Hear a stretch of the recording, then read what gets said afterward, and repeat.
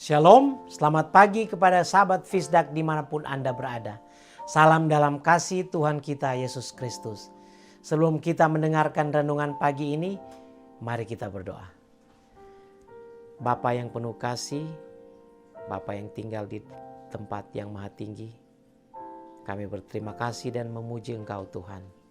Oleh kesempatan yang indah di pagi ini sebelum kami melakukan semua kegiatan kami di pagi ini.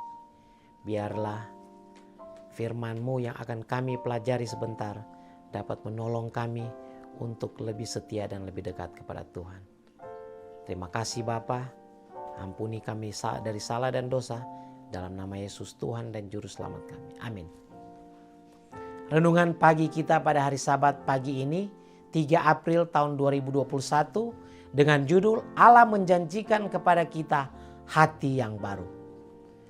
Kamu akan kuberikan hati yang baru dan roh yang baru di dalam batinmu, dan aku akan menjauhkan dari tubuhmu hati yang keras dan kuberikan kepadamu hati yang taat.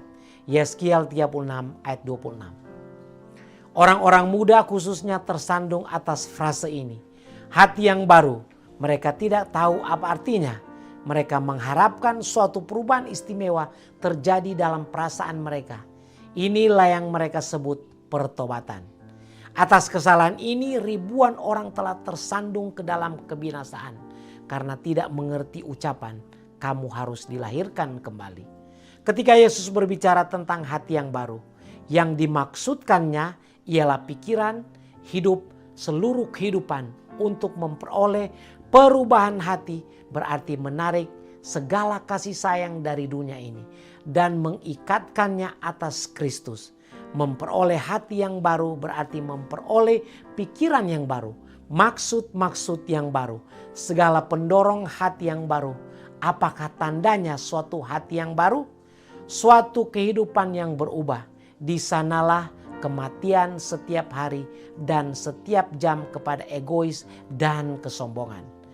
Kemudian suatu roh kemurahan hati akan dinyatakan, bukan secara tidak beraturan, melainkan terus-menerus akan ada suatu perubahan sikap yang tegas dalam tingkah laku, dalam perkataan dan perbuatan terhadap semua orang dengan siapa engkau berhubungan. Bagaimanapun caranya, engkau tidak akan membesar-besarkan kelemahan mereka itu. Engkau tidak akan membuat mereka dalam keadaan yang tidak menyenangkan. Engkau akan bekerja di jalan Kristus. Gantinya membukakan dan mengedarkan kesalahan-kesalahan seseorang kepada orang-orang lain, engkau akan mengarahkan segala usaha yang paling sabar untuk menyembuhkan dan membebat seorang yang bersemangat, kejam, tidak berakhlak, kasar, ia tidak rohani, ia tidak memiliki hati kemanusiaan, melainkan hati yang tidak bisa dikesankan. Seperti batu, satu-satunya pertolongan baginya ialah jatuh di atas batu karang dan dihancurkan. Tuhan akan menaruh semua orang yang demikian dalam kuali peleburan, menguji mereka dalam api seperti emas diuji. Apabila ia dapat melihat petanya sendiri dipantulkan di dalam mereka, ia akan memisahkan mereka. Agama Kristus haruslah memiliki segenap kehidupan dan mengarahkan tenaga dan kuasa kepada segala daya hidup.